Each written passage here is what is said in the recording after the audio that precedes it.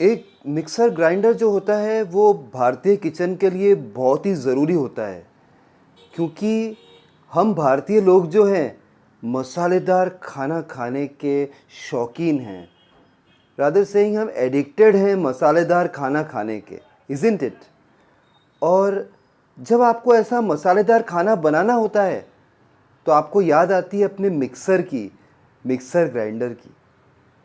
कभी कभी क्या होता है फ्रेंड्स कि बहुत बहुत सालों तक जब आपने वो मिक्सर ग्राइंडर यूज़ कर लिया है, उसके बाद उसकी ब्लेड घिसने लगती है।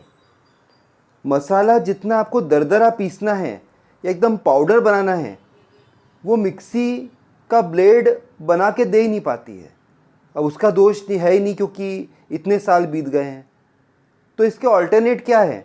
नंबर 1 तो ये है कि मिक्सर ग्राइंडर को बदल दें, लेकिन क्योंकि आपकी माँ ने आपके शादी के समय वो मिक्सर ग्राइंडर आपको गिफ्ट किया था, आपकी भावनाएं उस मिक्सर के साथ जुड़ी हुई हैं, इसलिए आप उसको जल्दी बदलना नहीं चाहते हैं। दूसरा ऑप्शन ये है कि उसकी ब्लेड बदल देंगे। तो समझो कि मजबूरी में आपने नया मिक्सर ग्राइंडर खरीद ही लिया है, तो आपको कम से कम 3,500 रुपये या 4,000 रुपये अपने जेब से ढीले करने पड़ेंगे। और ब्लेड भी बदलनी है तो 500 से 700 रुपये अगर ओरिजिनल ब्लेड लगाते हैं, इतने तो खर्च करने ही पड़ेंगे। लेकिन मैं आपको इससे सस्ता ऑप्शन बता दूं तो आप जानना चाहते हैं कि कहते हैं ना कि हींग लगे ना फिटकरी, फिर भी रंग चोखा होए।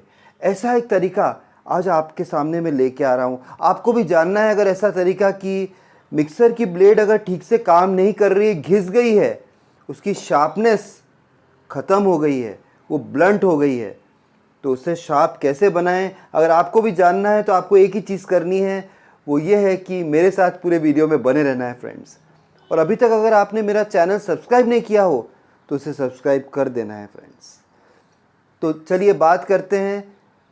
मिक्सर की जो ब्लेड है उसको खोलकर बाहर निकाल लीजिए। उसको बाहर निकालने के बाद आपको हार्डवेयर की दुकान पे जाना है और वहाँ पे आसानी से आपको सैंड पेपर मिलता है। सैंड पेपर वही पेपर होता है जो जब आप पुताई कराते हैं, घर पे रंग रोगन कराते हैं, तो आपने देखा होगा कि सैंड पेपर से उसकी घिसाई की जाती है। बहुत टफ होता है वो पेपर। बड़े बड़े जो बड़ी दीवारें हैं उसमें जो भी एब्रेशन है, जो ऊपर नीचे होता है, उसको पूरा वो मिटा देता है सैंड पेपर।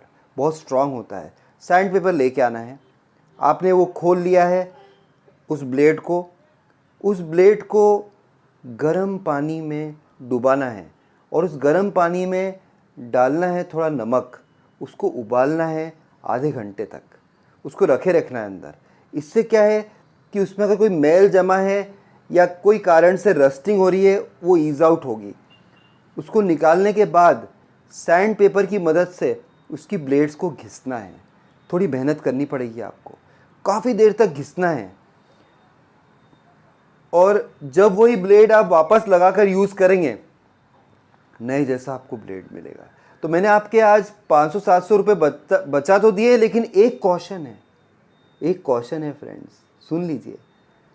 जब भी आप ये प्रोसीजर कर रहे हैं, सैंड पेपर का यूज़ कर रहे हैं, वो जो ब्लेड होता है वो बहुत शार्प होता है। अगर आपका हाथ स्लिप हो जाए तो कट सकता है, आपको चोट पहुंच सकती है। इसलिए आपको ध्यान रखना है। और अगर उसमें थोड़ी रस्टिंग है, उससे चोट पहुंच जाए तो टेटनस होने का भी डर रहता है, फिर तो आपको इंजेक्शन लगाना पड़ेगा।